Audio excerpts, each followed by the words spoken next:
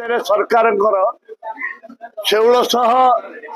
महिला अत्याचार भितर बहु नाबालिका जो माने आदिवासी दलित हॉस्टल रे पाठ पढ़ुचंती से माने गर्भवती होती सरकार एवं महिला माने को ऊपर अत्याचार होची एवं निजे माननीय मुख्यमंत्री एरिया छात्री माने निर्यातित होती लखीमपुर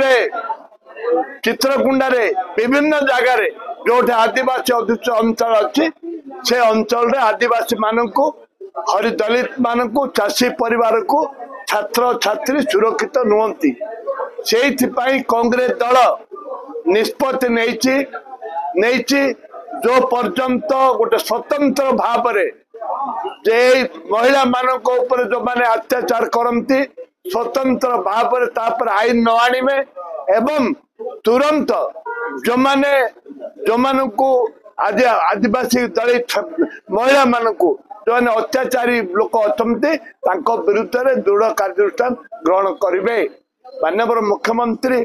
एत कथा हाउस रे गृह रे पवित्र गृह रे गोटे स्टेटमेंट रखी ना कि दुख प्रकाश करना एक दुर्भाग्यजनक कथा। तो CWCOT ऑथेंटिकेटर गोटे संस्था जोटा कि केंद्र सरकार राज्य सरकार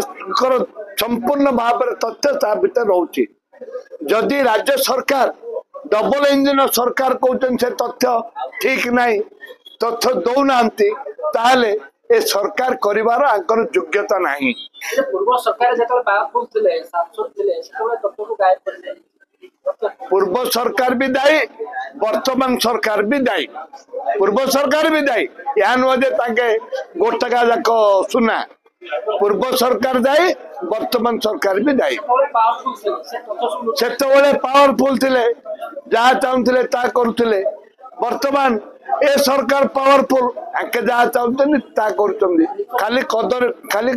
कलर बदलू सरकार पाखे निखोज तथ्य अच्छी कि दबा को प्रस्तुत नुहति।